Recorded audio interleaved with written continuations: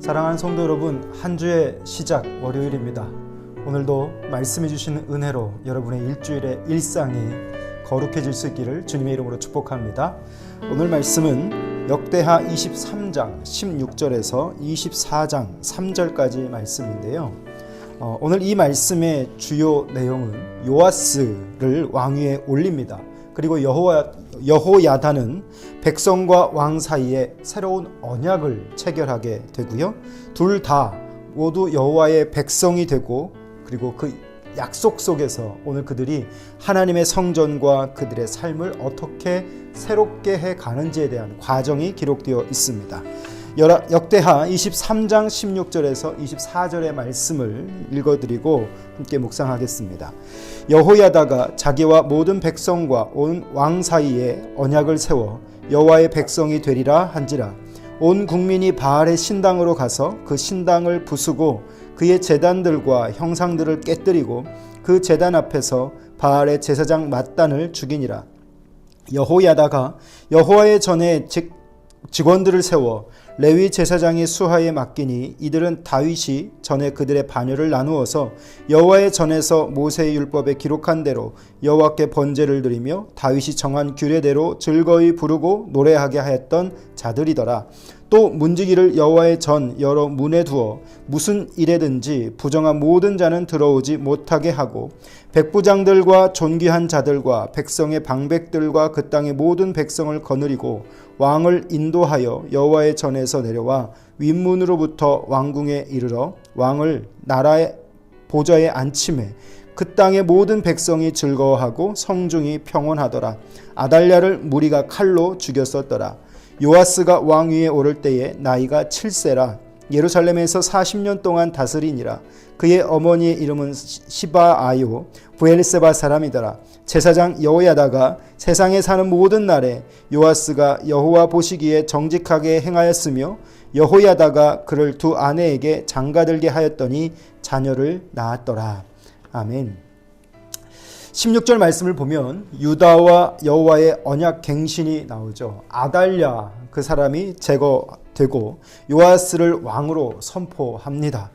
여호야다는 자신의 모든 백성과 왕 사이에 이제 새로운 언약을 체결하는 내용인데요. 이 말씀은 열왕기하 11장 17절의 말씀에도 기록이 되어 있는데, 이 언약식은요, 출애굽기 19장에서 보시면 시내산 언약처럼 하나님의 그 이스라엘의 왕이 되심을 인정하고 또 우리는 그의 백성이 됨을 인정하면서 그것이 떠올려지는 그런 의식이 됩니다. 지도자가 백성과 함께 하나님의 언약을 기억하고 그 언약을 갱신하는 일, 이 일이 오늘 이 말씀 속에서 가장 중요한 부분이 될 것입니다. 왜냐하면 그 이전의 삶, 아달랴가 6년 동안 지배하면서 엄청난 이스라엘 공동체에 타격을 입었고 이제 하나님을 떠난 것 같은 그들이 이제 다시 하나님 앞에서 회복되는 그 시작점, 거기에서 언약의 회복, 그 갱신을 이야기하고 있는 것이죠. 17절에서 19절 말씀을 보게 되면 우상 제거 그리고 성전 조직의 정비의 모습이 기록이 됩니다. 여러분, 지금 그들이 서 있는 상황은 아달랴라고 하는 한 사람을 통해서 그 이스라엘의 공동체, 그들의 정체성이 완전히 무너져 버렸을 때 이제 그 무너짐의 원인들을 하나하나 수습해 가는 과정이 될 겁니다. 자, 이제 온 국민이 바알의 신당으로 가죠. 17절 말씀에 보면 그 신당을 부수고 온 국민이 그 신당으로 가는 이유가 있습니다. 그것은 이전까지 하나님이 기뻐하지 않았던 일을 했던 그들이 언약을 갱신하면서 이제 하나님을 기쁘시게 하기 위한 선택, 실천을 하게 되는 것이죠. 모든 상황이 변화가 되었습니다. 하나님과의 언약의 갱신은 결국 어떤 것으로 열매를 맺게 되냐면 그들의 영적인 개혁으로 바꾸어지게 되는 것이죠. 그리고 언약 갱신의 일환으로 이들은 온 백성이 함께 이 실천을 하고 있습니다. 오늘 여기서 가장 중요한 것이 바로 온 백성이 믿음으로 단결해서 우상을 척결하고 하나님께로 돌아오는 모습. 여러분, 하나님이 원하시는 모습은 바로 그겁니다. 어느 한 개인만 온전히 세워져 있는 것이 아니라 바로 하나님의 온 백성이 하나가 되어서 주께로 돌아오는 것, 그리고 주님을 떠났던 그들이 주께로 다시 회복되어지는 것, 그래서 주님이 원하시는 거룩한 백성이 되는 것을 주님은 기뻐하시는 것이겠죠. 18절 말씀에 보면 이 18절에서 여호야다가 성전의 직원을 세우고 성전을 정비하면서 이제 행정적인 회복을 이끌어냅니다. 성전은 이제 어떤 우상을 섬기는 곳이 아니라 제사와 기도와 예배의 장소로 회복되어지고 있는 것이죠. 여호야다는 이 백성의 믿음의 연합을 이끌어서 자신의 나라를 하나님께 회복시키는 그 결실을 나타나게 됩니다. 그리고 20절에서 21절 말씀을 보면 요아스의 왕의 임명식이 나오게 되죠. 그리고 24장 1절에서 3절까지 보면 요아스의 통치가 나오는데 하나님의 섭리 그리고 하나님의 보호를 우리는 이곳에서 발견할 수 있습니다. 요아스, 다윗의 왕가의 그 혈통을 잇게 되는 유일한 후손이 되어지죠. 7살에 유다의 7번째 왕이 됩니다. 그리고 그의 날을 40년간 주님이 이끌어 주십니다. 왜냐하면 그가 여호와의 눈에 보기에 정직하게 행하였다라고 성경이 기록하고 있는 것이죠. 역대기의 청중들에게 또 우리 현대를 살아가는 성도들에게 오늘 여호야다처럼 하나님과의 관계를 회복하면서 나아가는 자들, 하나님은 그를 신실하게 이끌어 주시고 또 특별히 우리 시대 속에서 그런 신실한 리더가 세워져야 함을 우리는 또 생각해 볼 수 있는데, 여호야다는 어떻게 정리할 수 있을까요? 개혁자였습니다.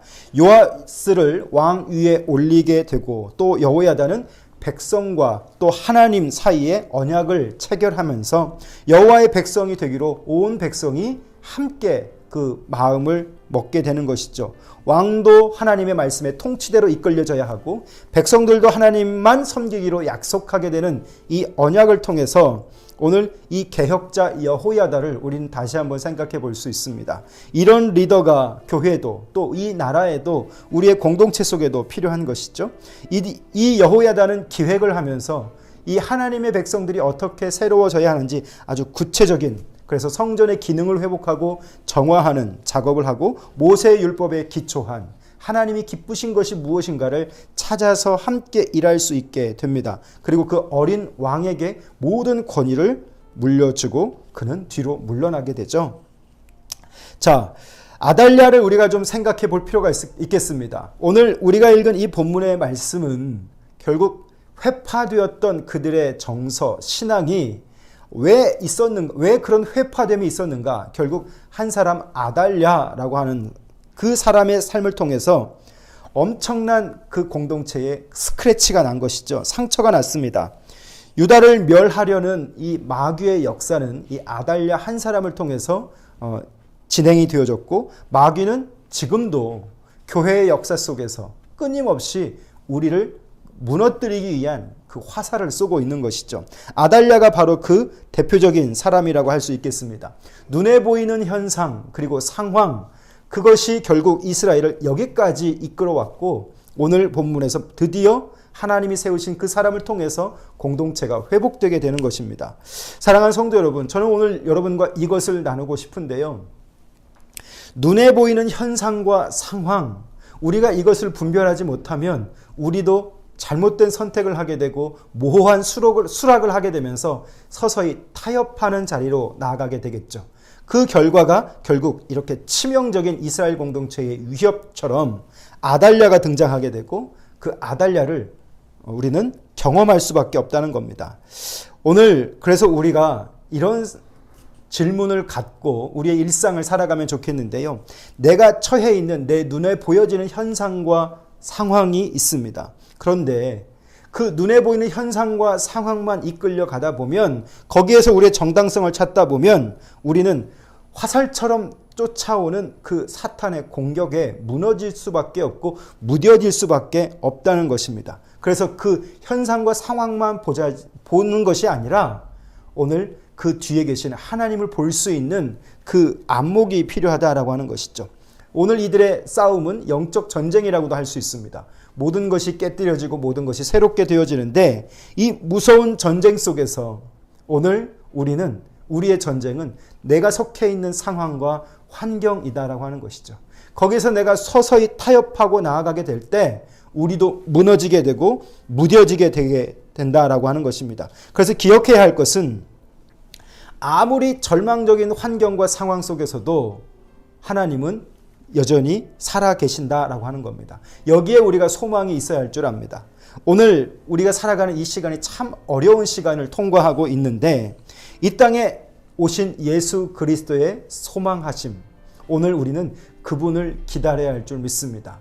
대림절의 기갈이 이제 시작이 되었는데 하나님은 아무것도 하지 않은 것 같아도 지금 그분의 성실하심은 우리가 보이지 못하는 그 어떤 영역 속에서도 하나님은 누군가를 준비시키시고 하나님은 누군가를 또 세워가시고 또 하나님은 그분의 계획대로 하자 없이 여전히 그분의 나라를 이끌어 가신다라고 하는 것이죠. 예수님의 오심은 바로 그분의 침묵하시는 것 같았지만 일하고 계시는 그 어느 시점 속에 그 엄청난 사건이 벌어지는 것이죠. 사랑하는 성도 여러분, 하나님은 모든 것을 준비하고 일하고 계십니다. 우리는 그 역사의 한 부분에 있는 것이죠. 오늘 우리가 이 하나님의 시간 속에서 끊임없이 내가 어떤 상황과 형편에 그 타협하는 자들이 아니라 스스로를 끊임없이 여호야다처럼 개혁하면서 하나님 앞에서 새롭게 세워질 수 있는 그런 분별력이 있어지기를 바라고요.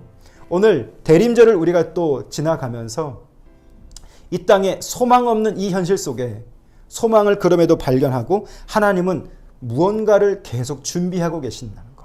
그 하나님을 기다리면서 소망하면서 이 한 주를 풍성하게 살아갈 수 있기를 주님의 이름으로 부탁드립니다. 기도하겠습니다. 살아계신 우리 아버지 하나님, 눈에 보이는 현상과 상황에 우리가 얼마나 공격당하고 있는지를 이 말씀을 통해 생각해 봅니다. 우리를 둘러싼 현상과 상황, 그것만 보는 것이 아니라 그 현실 너머에 영적인 흐름과 무서운 전쟁이 있음을 보게 해 주시고 오늘 또 아무리 절망적인 상황 속에서도 하나님께서 살아계시고 소망하게 하시며 이 땅에 소망을 또 예수 그리스도를 보내신 줄을 믿습니다. 이것을 기억하며 살아가는 한 주가 되게 해 주시옵소서. 하나님이 아무것도 하지 않은 것 같아 보여도 하나님은 여전히 누군가를 준비시키시고 계획대로 차질 없이 준비하시는 하나님이신 줄 믿사오니 오늘도 그 하나님의 일하심을 기다리며 희망하며 우리의 삶의 자리로 나아갈 수 있도록 성령님 도와 주시옵소서. 예수님 이름으로 기도합니다. 아멘. 대림절입니다. 예수 그리스도를 기다리며 희망하는 기간인데요. 사랑하는 성도 여러분, 여러분의 상황과 형편 속에서 이 주님을 향한 소망함을 가지고 힘있게 살아가는 한 주 되실 수 있기를 주님의 이름으로 부탁드립니다. 감사합니다.